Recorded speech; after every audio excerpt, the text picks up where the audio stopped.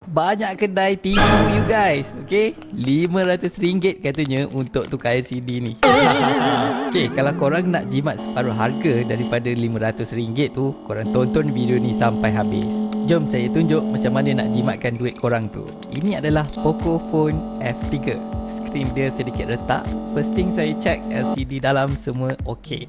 Test touch, test display, semua berfungsi dengan baik. Kalau tukar full LCD, kos dia RM500. Tapi kalau tukar gelas saja, jimat RM200. Jimat separuh guys.